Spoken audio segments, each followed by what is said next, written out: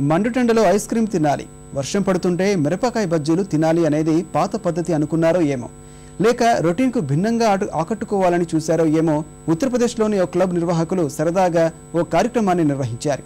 వారి విభిన్న ఆలోచనలకు విశేష స్పందన లభించింది.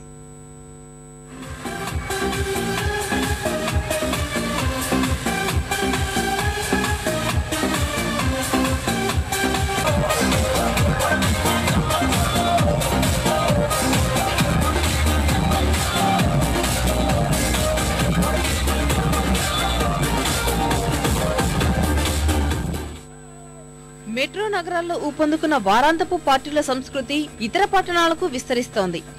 మిరుమిట్లు గొలిపే లేజర్ కాంతులు, హోరెత్తించే హుషారైన పాటల నడుమ చిందులు వేయాలనే ఆసక్తి యువతలో రోజురోజుకు పెరుగుతోంది.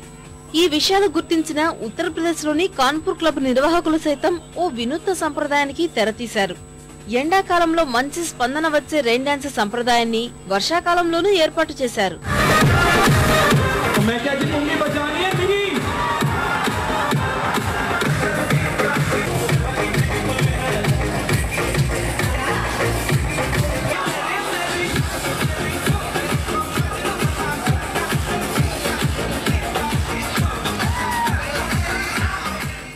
మండుటెండలో ఐస్ క్రీమ్ తినాలి, వర్షం పడుతుంటే మిరపకాయ బజ్జీలు తినాలి అనేది పాత పద్ధతి.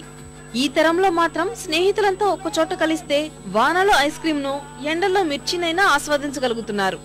సరిగ్గా ఇలాంటి ఆలోచనతోనే వారాంతంలో మిత్రులతో సరదాగా గడిపేందుకు ఏ పార్టీ అయితే ఏంటి అనుకున్నారు కాన్పూర్ యువత.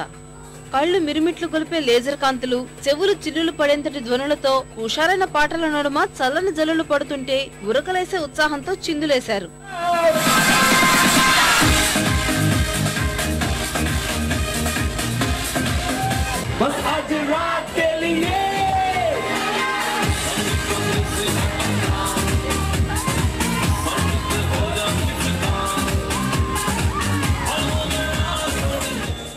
ప్రపంచీకరణ పుణ్యమా అని వివిధ సంస్కృతుల మధ్య హద్దులు చెరిగిపోతున్నాయి.